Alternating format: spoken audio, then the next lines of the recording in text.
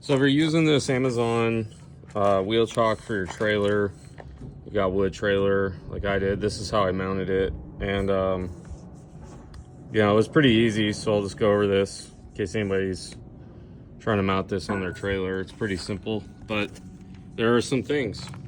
They have these lips on them right here, and it's because they needed to sit higher for this nut that's underneath, because they made a square like with these for the button heads.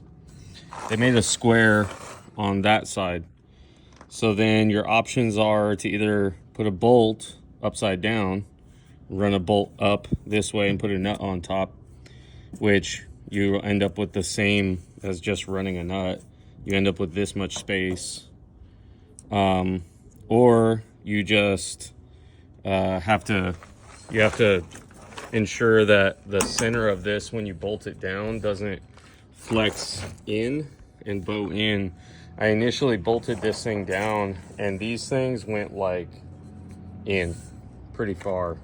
They came in together really far, and I didn't want it to touch my my brake discs or anything like that. I didn't even try to put the bike on it because it just pulled them in so far, because as soon as you try to bolt these down, these lips, they don't just dig into the trailer, they push the entire thing and it bows down in the middle, and then these things start pulling together. It's pretty bad. This starts binding up and all kinds of stuff. So what I did was, on the bottom for mounting these, I used a plate.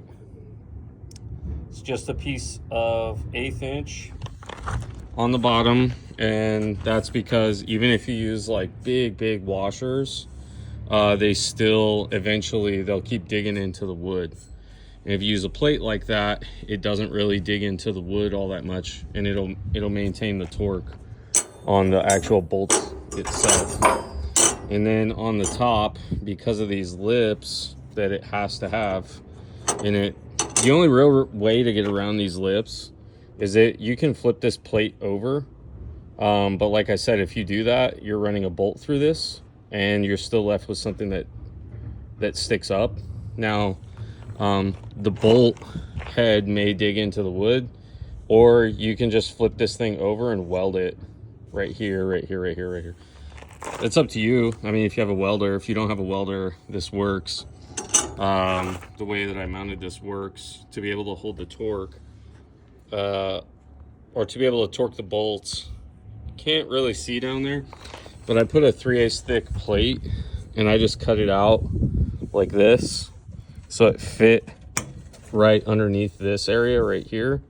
So when I bolted these down, it couldn't bow in, and then that's all I had to do to keep it from bowing in. So but yeah, so far it seems pretty good.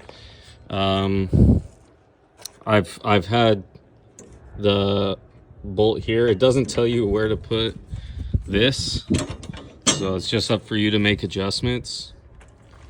I've put this down here and it worked okay with a normal, just regular street bike front tire.